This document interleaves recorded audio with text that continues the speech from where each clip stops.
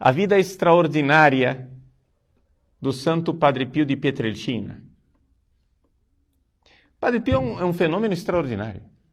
Padre Pio é o santo mais providencial do século XX. Porque Deus deu à igreja do século XX o que ela mais precisava.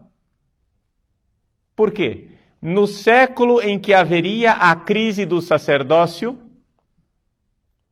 Deus dá à igreja o único sacerdote estigmatizado da história da igreja. É o único. Muitos santos receberam os estigmas, mas nenhum era padre. Só Padre Pio era padre. São Francisco tinha os estigmas, mas era leigo. Outros santos leigas e leigos receberam os estigmas. Mas padre, sacerdote, se você exclui São Paulo, porque existe uma hipótese de que São Paulo tinha tido os estigmas, né? Porque São Paulo diz em uma das cartas, carrego em mim as marcas da paixão de Cristo. Então, alguns interpretam assim, mas é uma hipótese. É uma hipótese. Se você tira São Paulo da lista, o Padre Pio é o único sacerdote da história da igreja que tem os estigmas. Para fazer com que as pessoas experimentem e vejam que Cristo vive nos seus santos. E Cristo vive nos seus santos de uma forma extraordinária na vida do Santo Padre Pio de Pietrelcina. Assim, eu acho que o Padre Pio é um santo providencial porque ele faz com que nós, homens céticos, modernos do século XX, entremos em contato com uma série de milagres que nós só ouvimos falar na Idade Média. Entendem? Os milagres que aconteceram na vida do Padre Pio são tão clamorosos, é um negócio assim tão extraordinário, que você diz, bom, se aconteceu na vida do Padre Pio, atestado por médicos, por laudos médicos, por radiografias, exames de sangue, cirurgias, médicos do século XX, se aconteceu esse milagre na vida do Padre Pio, então por que não na vida de Santo Antônio no meio da Idade Média? Compreendem? Porque quando nós, homens céticos do século XX, lemos os relatos dos santos medievais, dos santos do passado, a nossa tendência é interpretar aquilo tudo como sendo uma criação quimérica, um negócio assim, isso é o povo daquela época que tinha fantasia, olha só a fantasia do homem medieval. Mas quando você vê o Padre Pio, o negócio não é medieval, o negócio é agora. Como é possível que o homem tenha curado uma menina cega de nascença, que nasceu sem a pupila, e a menina foi curada e começou a enxergar e continuou sem pupila? Isso atestado medicamente. Ou seja, os médicos, essa menina não tem pupila, ela não enxerga, e no entanto estava enxergando. Como é possível? E não é assim, dizem. Não, a menina com nome, eu não sei o nome e o sobrenome aqui de cor, mas é atestado nos livros com laudos médicos e tanto assim de testemunhas. Casos extraordinários, como por exemplo, o caso de uma senhora que levava uma criança recém-nascida para ser curada pelo Padre Pio. A criança tinha sido desenganada pelos médicos. Os médicos disseram, essa criança vai morrer, não tem jeito. A mãe, contrariando os médicos, tirou a criança do hospital, colocou a criança no trem com ela, viajou de trem para Pietrelcina com a criança recém-nascida, agonizante. No meio do caminho a criança morreu. A mulher escondeu o cadáver da criança dentro da mala. Uma mala de plástico dentro da qual qualquer criança teria morrido sufocada. Era impossível que aquela criança estivesse viva. Para não parar o trem e ter que levar para o necrotério, etc., ela escondeu o cadáver da criança dentro da mala, chegou até San Giovanni Rotondo, entrou na igreja onde Padre Pio estava saindo do confessionário naquele momento e estava na presença de um médico. Providencialmente havia um médico ali. A mulher vê o Padre Pio, tem uma crise histérica, começa a gritar, abre a mala e mostra o cadáver da pequena criança.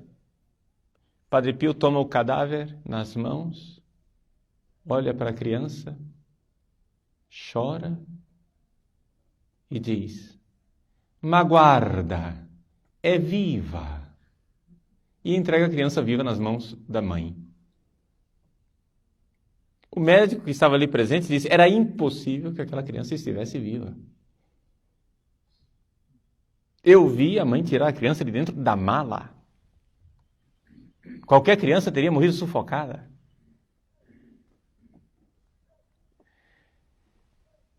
Fenômenos extraordinários de bilocação.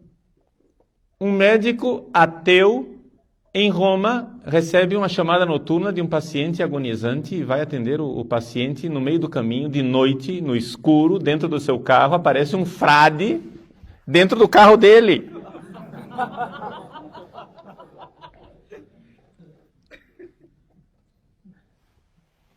Ele olha para o frade, sem acreditar no que está vendo, passa a mão e não tem nada.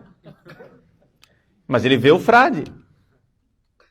E o frade diz para ele: o paciente tem tal doença, você vai tentar este tratamento, não faça isso porque ele não vai dar certo, faça tal outra coisa que vai funcionar. O médico ateu chega lá, constata que a doença é exatamente como o frade descreveu, tenta mesmo assim a terapia que o frade tinha dito que não ia funcionar, de fato não funcionou, ele tenta a segunda vez aquilo que o frade havia aconselhado e funciona.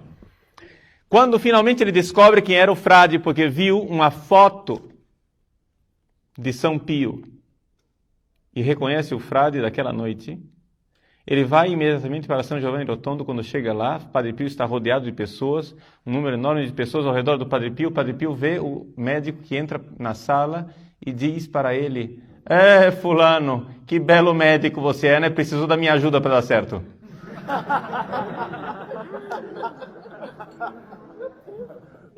É evidente que se converteu. Pilotos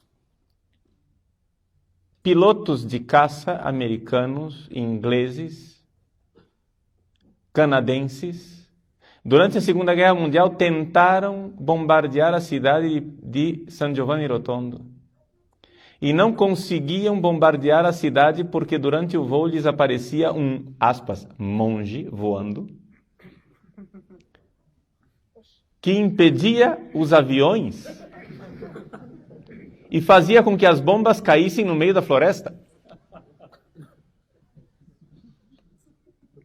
Um destes oficiais americanos, depois que terminou a guerra, ouviu falar do tal do monge misterioso, feiticeiro, que morava naquela cidade, e ele, protestante que era, quis conhecer o Padre Pio. Padre Pio se encontrou com ele e, falando no dialeto em que ele sempre falou, não falou sequer em italiano, falou em dialeto com o americano. O americano, quando terminou o encontro, disse que não sabia que Padre Pio falava tão bem inglês. É evidente que se converteu também este. Coisas assim inacreditáveis. E isso, assim, para falar as coisas mais clamorosas, mas milagres e milagres, mas não, centenas de milagres. Centenas de milagres atestados por médicos. Centenas de milagres atestados por médicos. E ver aquele homem com aquelas chagas, sofrendo, casos, assim, carregando o sofrimento de Cristo no seu corpo. Padre Pio, antes de receber as chagas, ele tinha febre de 48 graus, de 58 graus. Colocava um termômetro nele e ele estourava os termômetros. Não havia termômetro humano que medisse a temperatura dele. Eles pegavam um termômetro de banheira para conseguir medir a temperatura de Padre Pio. Era medicamente impossível que aquele homem estivesse vivo com aquela febre. E, no entanto, estava lá. E o Padre Pio dizia muito acertadamente: eu sou um mistério para mim mesmo. Meus queridos, um homem que no meio do nosso mundo cético falava claramente para os seus filhos espirituais: deem tarefas para os seus anjos da guarda. Um dia Padre Pio estava lá rezando com um terço na mão. Veio um frade falar com ele, espera aí, porque Padre Pio tinha um temperamento que não era fácil, Italianão bruto, não é? Um caratteraccio, como dizem os italianos, que... Padre Pio repreendeu o frade que se aproximava.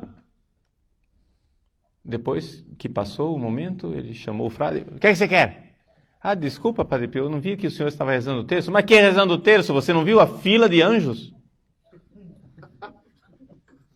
Eu estava atendendo o anjo da guarda dos meus dirigidos espirituais.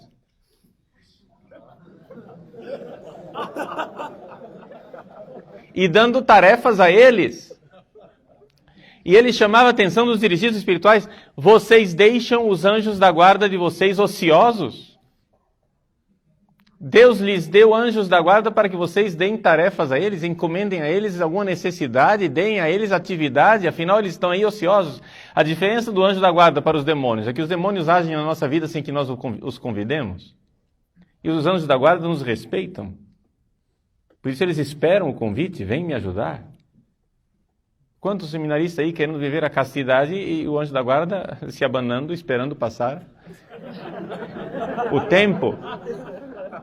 Mas meu filho, peça para o seu anjo da guarda, porque afinal, não pense que se você tem dificuldade de viver a castidade, que essa dificuldade seja simplesmente as suas carências. Chega de psicologismos, ou seja, eu não sou contra a psicologia. Se você faz acompanhamento psicológico, continue, graças a Deus a psicologia existe, mas não é somente isso. Não é contra a carne e contra o sangue que é a nossa luta, mas contra os espíritos malignos nos ares. Ou você acha que você cai simplesmente porque você é carente? Você cai porque o demônio odeia você, meu filho. Você cai porque você resolveu ser padre. E resolvendo ser padre, você se colocou na frente da trincheira da guerra. E você acha que o demônio vai achar você bonito? Parabéns, continue sendo padre. Não! Pois se você tinha sempre um demônio que te acompanhava, quando entrou no seminário, Satanás designou pelo menos uns 15 para estar com você.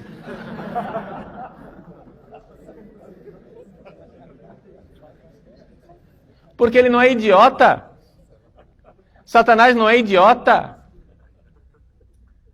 Então, se nós temos a Virgem Maria, se nós temos os santos, se nós temos os anjos da guarda conosco, por que não fazemos uso do auxílio e da graça que está à nossa disposição? Meus queridos, a experiência cristã é a experiência de que Cristo vive nos seus santos, vive na sua igreja. Essa é a experiência básica, é um acontecimento. Se você quer contar a história da igreja, conte a história dos santos, conte a história dos milagres ao longo dos séculos. Esta é a verdadeira história da igreja. Esta é a igreja fundamental, essa é a história da igreja, real, concreta. Não é uma ideologia, é uma realidade, é um acontecimento, é Cristo vivo. Saulo, por que me persegues? Porque Cristo vive na sua igreja. A igreja é uma continuidade do mistério da encarnação. Cristo está vivo na sua igreja. Jesus, quando ele subiu aos céus, ele não deixou aqui um livro. O cristianismo não é a religião do livro, é a religião de uma pessoa. A palavra de Deus se fez carne e continua sendo carne na igreja. A palavra é carne. Olhe para os estigmas, para as chagas do Padre Pio e diga: a palavra é carne.